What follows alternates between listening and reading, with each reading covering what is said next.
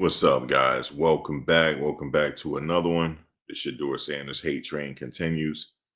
He's going to make his first NFL start with the Browns this upcoming weekend. And yeah. So I want to talk about that first and then go to this hate going on. Because, there's a narrative going around that backups really don't get any reps. And that's not true. It just depends on what team you're on. It depends on what team you're on as far as the reps you get. And like I said, you got to have a team behind you. And they're trying to make it seem like we don't know what we're talking about and what we're seeing is incorrect. So they're using people, and they often use people that look like us to do it, to change this narrative. But something stinks really bad here to the point where they're making a concerted effort to try to feel like what we're seeing is not what we're seeing. That's how I know something is wrong. So Shedeur is reportedly expected to start in the Cleveland Browns next game against the Las Vegas Raiders. Dylan Gabriel is in concussion protocol after exiting the Browns' 23-16 loss against the Ravens on this past Sunday. And barring something unexpected, Sanders will start in Gabriel's place. Sanders will become the 42nd Browns starting quarterback since 1999. Stop right there. That's the problem. Since 1999, he is the 42nd quarterback to start since 1999. They have not gotten it right yet. Not yet. They have not gotten this right. And I don't think they're going to get it right.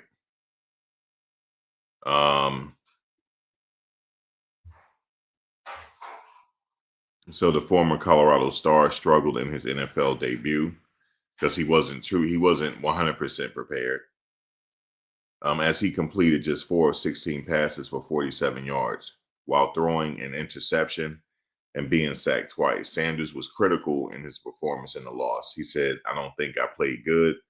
Sanders said, "I don't think I played good at all. I think it's a lot of things, we need to look at. We need to look at during the week and go and just get comfortable, even throwing routes, with Jerry Jeudy and throwing routes to all those guys because he wasn't really throwing routes to those guys."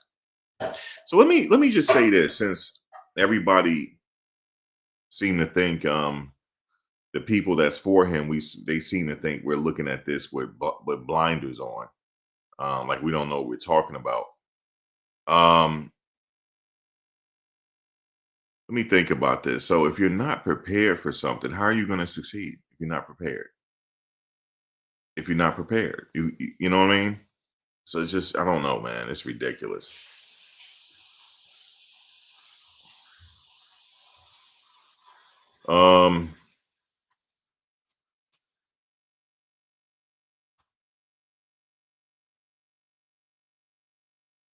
It's ridiculous. So the Browns dropped to 2-8 with the loss against the Ravens, as we know. So we're gonna see what happens.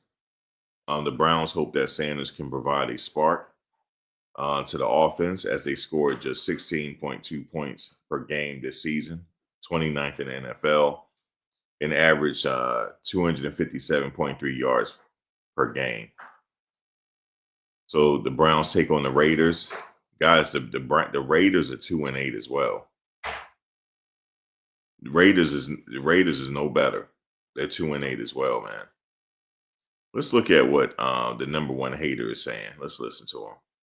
We're going to continue the conversation about Shedeur Sanders, but we're going to do it with an actual former NFL quarterback who was an NFL starter at one point, who was an NFL backup, comes on the show regularly. Danny Cannell, welcome back to the show. Danny, I want to just start.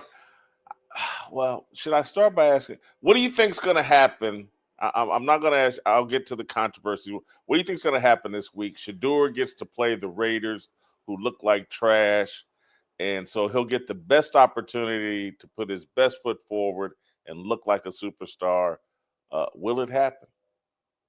I'll tell you what's going to happen is X, Twitter, whatever you want to call it, is going to break. Like that's already been glitchy a little bit today. Like I think it might just break.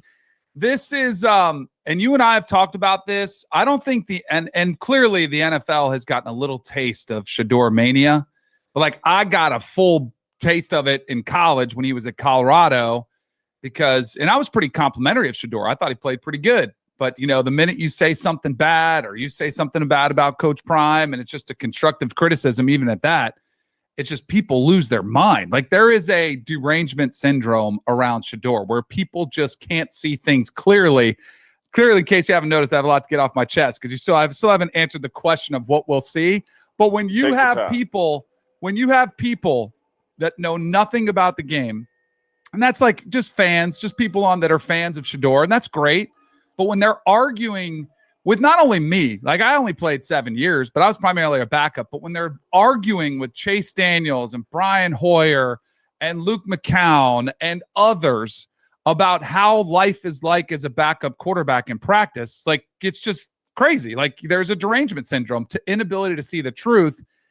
And I do think there's some people that have thrown gasoline on the fire on the other way. When I see Shannon Sharp and Chad Ocho Cinco Johnson talking and saying, and Shannon Sharp is saying, well, when I was on Denver with John, I saw the backups get a couple reps. I was on the Broncos with Shannon and I didn't get any reps. Like he didn't bring up that scenario. Like, cause Jake Plummer was the starter. And I would ask Jake and be like, hey man, you got time for me a couple today? Stop. See, they're banking on the fact that people don't remember this. He was the backup, but he was third string. And the second string actually got the reps, like Shannon said. He was the third string when he first came in. And also he had been in the league for a while. So he don't need that many reps because he's already seen a lot of defenses. Danny Cannell. He played for the Giants too. Okay. He played for the Giants. I remember. He's been in the league quite a little bit to where he's not a rookie and he need all those reps. Now, this is what they're not saying. Dylan, when he was the backup, he got all the reps. And Joe Flacco was the starter. Now, they're going to say to you that, well, Joe Flacco didn't need any reps. So that's why we gave it to Dylan Gabriel. I don't care how they try to slice and dice this thing. Something is foul here. He was supposed to go in the first round, and something happened that day. Something went wrong, according to Mel Kiper and others. I don't care how they dicing it. I don't care how they slicing and dicing this. I don't care what Danny Cannell have to say. I don't care what none of these quarterbacks have to say. And then what they're trying to do is they're trying to call names and say that we're looking at this blindly. They're trying to make fun and poke fun now. There's something wrong here. For sure it is. There's something wrong. They can say what they want to say. And he'd be like, no, this is a big week. I need to make sure I get every single rep. People just don't understand. Now, I do think it is unfair just to make a blanket statement and say a backup quarterback never gets any first string reps. Like that is not an accurate statement. But it is pretty rare. Even if you do get some reps, it's 2 out of 14 plays, like max. Like that's all you're going to get. So that whole narrative and, watching people trying to defend him by saying he is not getting any didn't get any first string reps. Like, welcome to life as a backup. That's why the term mental reps becomes so important, because as a backup, your job is to be ready to go without getting reps. Like that is specifically what. Stop. He's a rookie. He is a rookie. He needs reps. Dylan got his reps. We weren't talking about mental reps when Dylan was the second string. He was getting more than mental reps. We're talking about what this team is doing. This team let Dylan get reps when he was second string, and they're not letting Shedeur get it. I don't care how they slicing and dicing this. Something is smelling wrong here. That's why they bringing all these guys on to try to make this thing right. It's not right. It's definitely not. And I'm gonna tell you something. Shedeur, he has a mountain to climb, because even though he don't have that many reps and he got an organization that don't appear to be behind him, he still got to go out there and manage to win out. If he don't win out, it's going to drop his brand. And you got to understand, other quarterbacks have a right to lose. He don't. You know what I'm saying? He gonna go to another team. He definitely will benefit by going to another team at this point. The longer he stay there, man, I'm afraid his career is in jeopardy as long as he stay there. And because the coach barely say his name, man. I can see it. I don't care what these guys saying. There's certain things that is nonverbal what I'm seeing. There's certain nonverbal cues that I'm seeing. I don't care what these people saying. It's almost beyond football at this point. Your job is. So as a backup, you have to sit there, and it kind of sucks. Like, it's not fun. You have to sit there, and you'll sit right behind the quarterback, the huddle. You'll kind of listen to the play calls, and you'll watch, and you've got a script so you can see all the plays that are being run. And in my mind, and this is what I think most backup quarterbacks would do, is you kind of call the play in your head. And then as the quarterback's walking up to the line of scrimmage, you're checking and seeing things the same way he is. And you're watching and you're saying, all right, there's a Mike Sam blitz. I could be hot here. And then the snap, if they come, you're like, you better throw hot. And then he does. And you're like, okay, check. That was a mental rep. If he doesn't, and they don't come, then you start saying, all right, he should hit the crosser. Then he should hit the curl. Then he should hit the flare. Like, you go through those reps in your mind as you're watching practice unfold, but you don't get under center. It's just not, it's a luxury that a team like the Broncos with John Elway late in his career.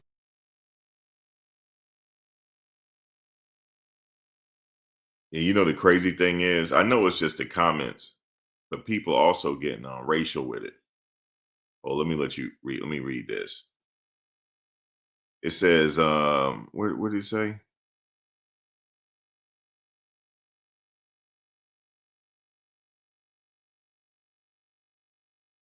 It says something about let him play because he's trash, and then maybe black people will understand. What you mean, black people? This is football. This ain't no big deal. This is not politics. This is football. This is not a big deal. I'm telling you this, it's not a big deal. The only reason why I'm following it and talking about because he's there. If he wasn't there, I wouldn't be discussing the Browns or Coach Stefanski. I wouldn't be doing it. Just like I wouldn't be talking about Colorado if Coach Prime wasn't there. I just wouldn't. You know what I'm saying? I just wouldn't. I would not. I'm telling you, I would not. Career, who probably didn't even want all the reps because he may have wanted a couple plays off, would say, sure, Rook, whatever it is, go get a couple reps. Like, good for you. I think that was the case with Joe Flacco because there's been a lot made. Well, Dylan Gabriel got snaps.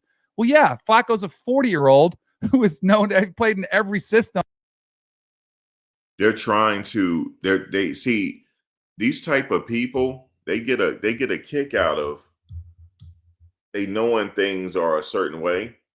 They knowing things are a certain way, and they get a kick out of trying to make us think otherwise. No. Dylan got first team reps when Flacco was the first string. So if that's how they're doing it there, they need to do that with Shedeur right now. Because it makes logical sense. If your backup is not going to be ready and then the starter goes out, you guys are in trouble. If that's how they doing in the league, y'all stupid. That's why I don't watch football. I think it's fixed anyway. You know what I'm saying? The NBA is really turned into a joke now. After that Chauncey situation, it's a joke. Now you're starting to see that things ain't seeming right with all these flops and stuff. Things don't seem right. So I don't care what these people are saying. I really don't. I don't care what these people are saying. They can say whatever. You know what I'm saying? But what they try to do is they try to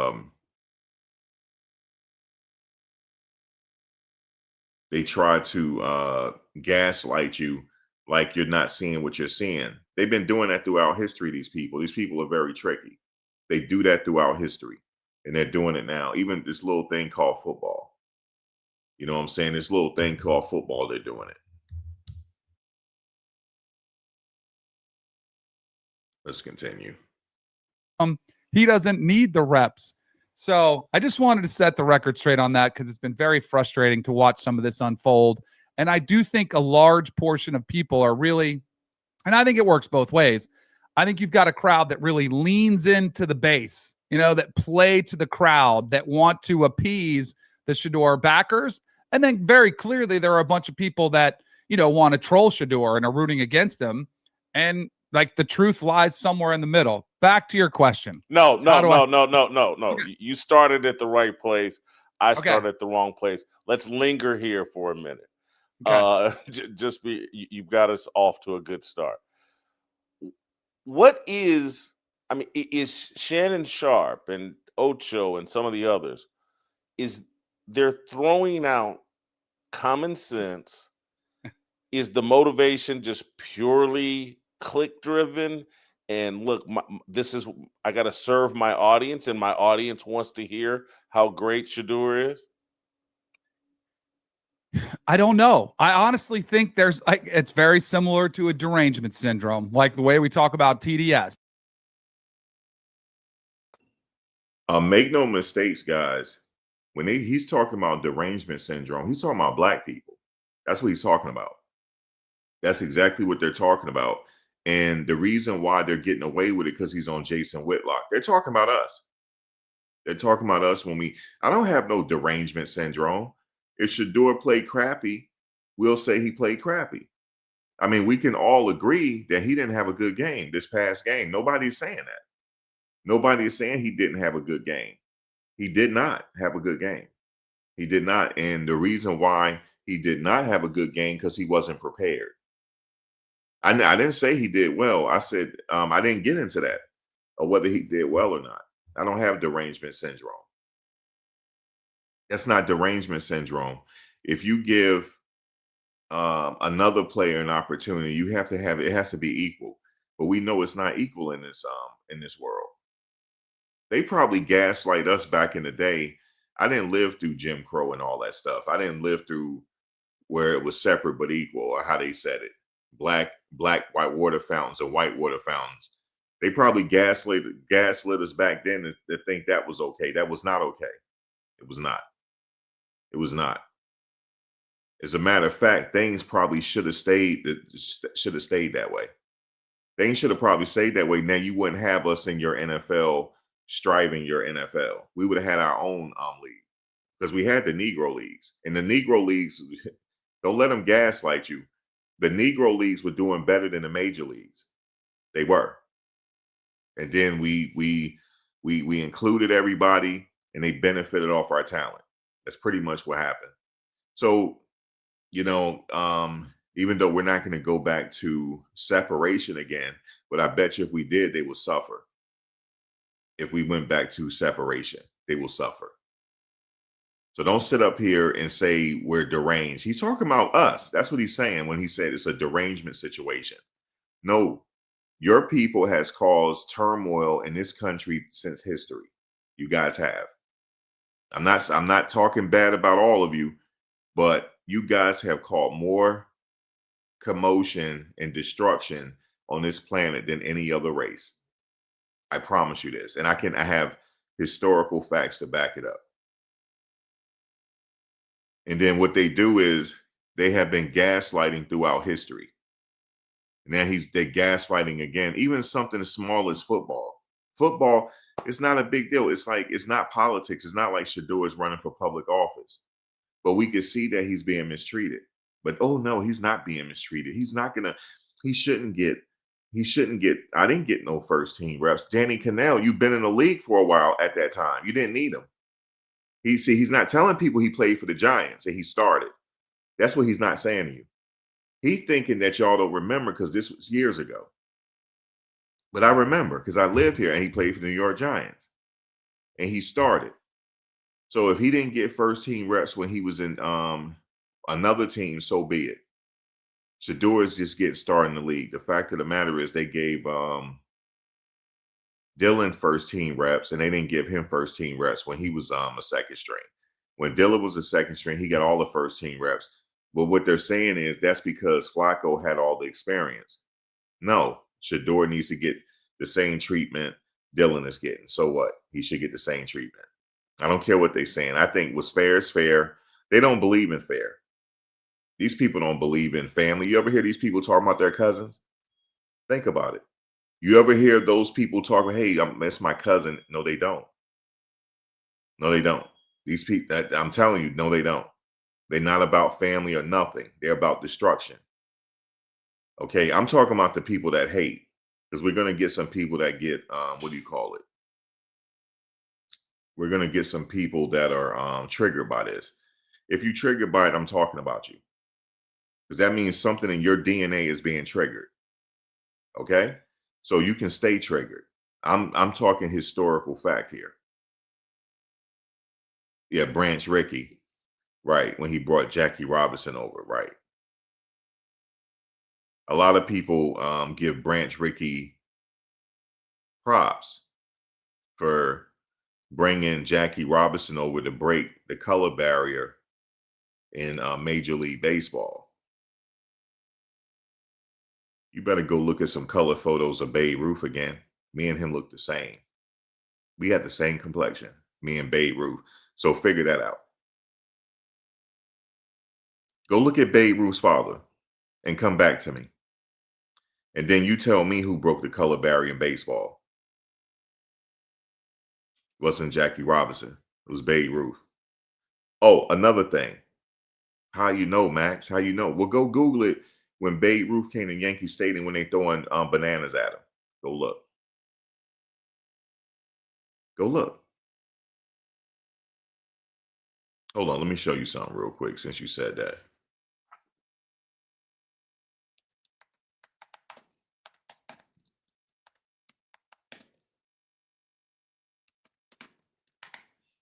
Also, Babe Ruth was gifted a Cartier watch by Bumpy Johnson. You know, the Harlem gangster, Bumpy Johnson. He was gifted a Cartier watch for Chris. I mean, no, he gifted Bumpy Johnson a Cartier watch. Excuse me. He gifted Bumpy Johnson a Cartier watch. I want to show you something real quick. They've been gaslighting us since history. They have been. They've been gaslighting us about history, every goddamn thing. Now look at this. Hold on. What that look like to you? Look at it. Look at the photo. That's at Yankee Stadium. Look.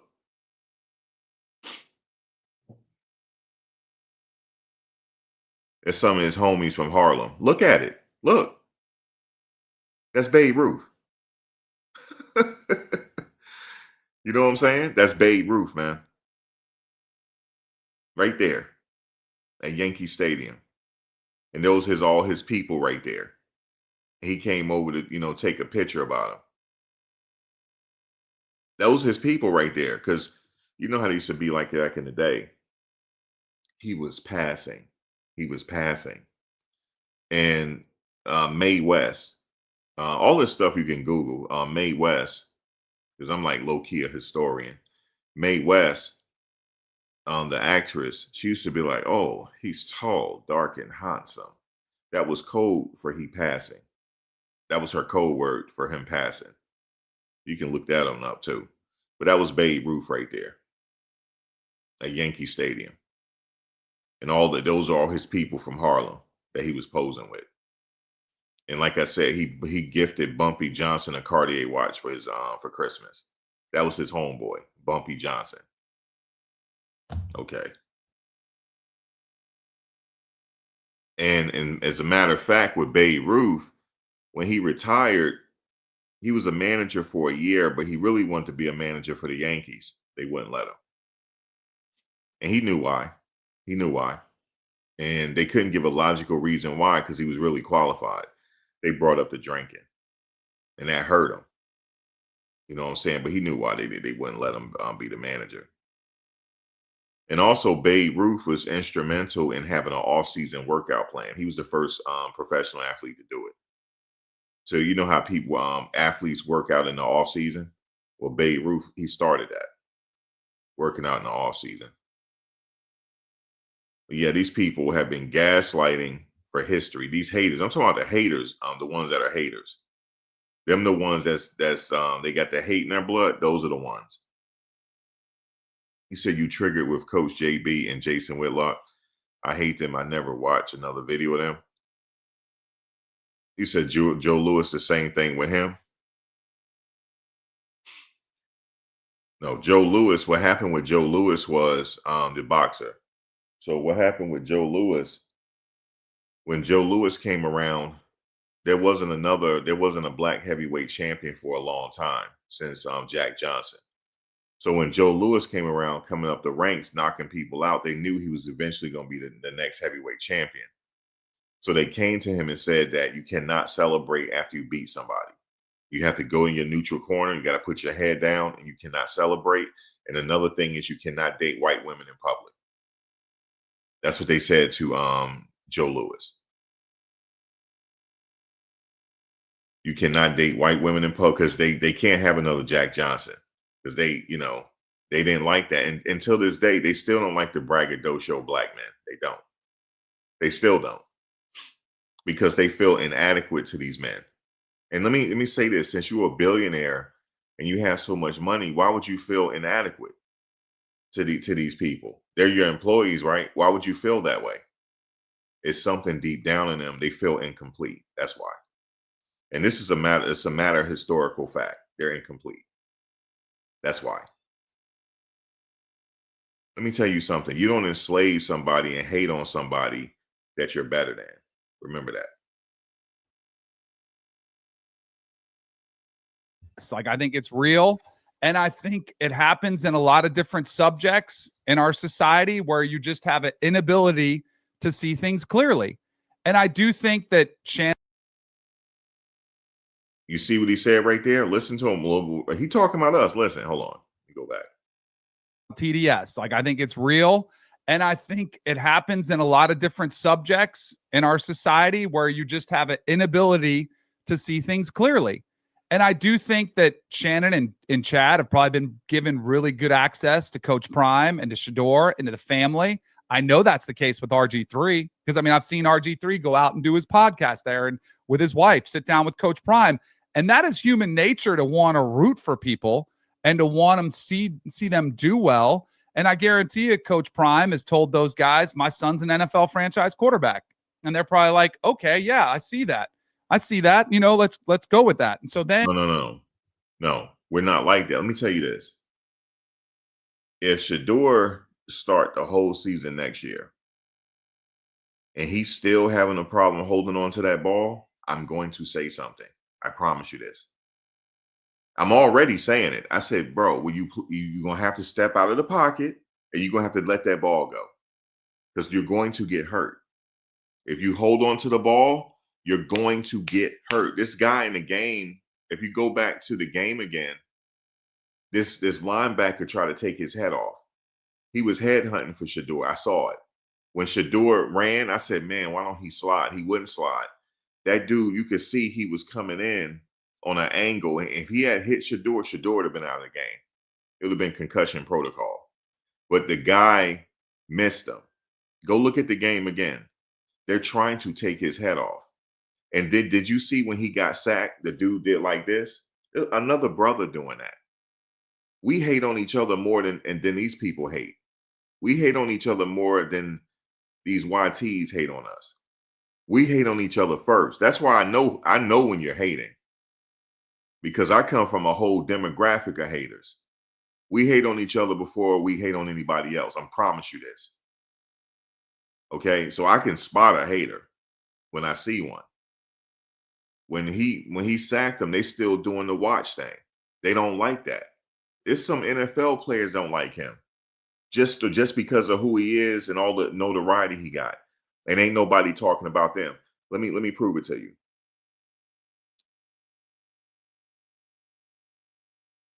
If a player, if you don't watch football like that, right? And you in a restaurant and one of those players from the Baltimore Ravens, would you know who it is? The only person you might know is Lamar Jackson and the running back.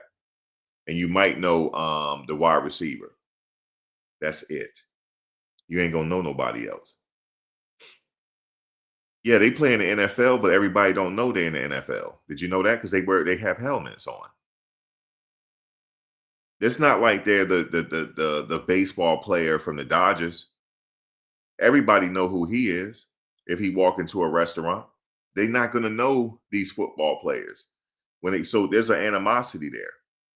They have animosity towards him. When he sacked him, it wasn't no reason for him to keep doing the watch thing. There was no reason for that. It's animosity. So I'm telling you right now, if he don't throw that ball away, he's going to get hurt. He's going to get hurt. And if he don't start sliding, they're going to hurt him. They don't like him. Some people don't like him. Even Bucky is saying it. I'm not tripping. Bucky had retweeted something saying, I didn't know that the Sanders family is hated this much. Bucky just tweeted it. So they know it, but they're not going to say it, though. They'll say it in their own way. They are hated. I'm just telling you this. And they're hated by their own kind. Okay? Not everybody. They're not hated by everybody, but some of the people in the NFL, they don't like this kid, man. He got all this attention and all this, and nobody talking about them. The women ain't looking at them. I'm telling you, it's animosity. He has a lonely road in the NFL. But one thing that he has going for him, he has a supportive family. That's what he has going for him. Because he got to fall back on them. He got haters on his team. He got haters as teammates. The coach a hater. Okay? You got retired football players a hater. You got people that's going to try to take his head off. Look at what that kid did to the quarterback from Jacksonville 2 seasons ago. When he was sliding, he still hit him head to head. That was hate. This kid got all this money. I'm about to take him out. Who the hell is he? People be thinking like that, especially some of these football players are crazy.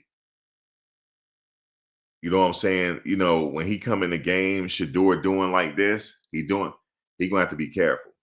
So I'm real. I'm gonna give it to you real. So I don't look at nothing with rose-colored glasses on. I'm telling you, he's a target. He's a target. You think his house got robbed? You think that was a you think that was a coincidence? No. All right, let me tell you something. You think it's a coincidence, right? I want you to research Allen Iverson when he got robbed in his locker room during a game. And it was an inside job. Go look. And go look who the father was during that time, Stefanski's father. I didn't say he had nothing to do with it, but it was an inside job. It really was an inside job from the team. And guess what? That person didn't even get kicked off the team. And I know what you're saying. Oh, Max, it was old hating ass player. No, it wasn't. It was an official. Go look. That robbed him of his jewelry. Yeah, it was a hit. It was insiders that did it for Shedeur. That's a hit. Remember I said it. They trying to get here. They trying to get here. See, him not playing and stuff like that, that appears to not be getting to him. They're going to get to him another way. They're going to break him down. They're going to break him down. I'm telling you this. And I hope not. Yeah, his phone number was leaked.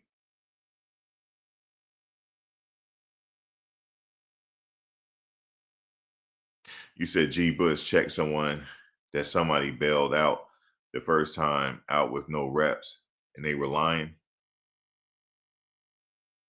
Yeah. It's very rare that you come out there. When Drew Bledsoe got hurt against the New York Jets, Tom Brady came out. He had reps already. And also he was working with Bill Belichick because Bill Belichick used to work with all the quarterbacks to read defenses. So Tom Brady had that advantage because Bill Belichick was helping him out. You know, how to see this. Oh, if this person doing this, make sure you do this. Okay, if this person's over here, that means he about to blitz. He's disguising the blitz. The blitz is coming from this way. Bill Belichick worked with the quarterbacks. Shedeur's not getting this.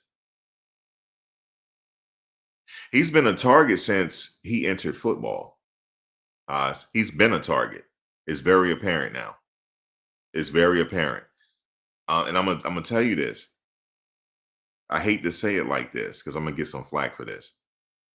Shedeur, you gotta stop with all the extra stuff. You do. You're a target. You can do that extra stuff, but just know that you're a target. When I say the extra stuff, I mean he just psyching himself out, but they're not seeing it that way. You are a target. Some of your teammates don't like you. Okay, why do I say that? Hold on. Why do I say this? Is my opinion now. Why do I say that? Because this wouldn't have happened. You see that guy? That's when Shedeur threw the interception. He got teed off on. Did you see what happened after he got sacked? He needed help getting up. He was hurt. Go look at the highlight again. He was hurt. He was slow to get up, but he came back. He shook it off.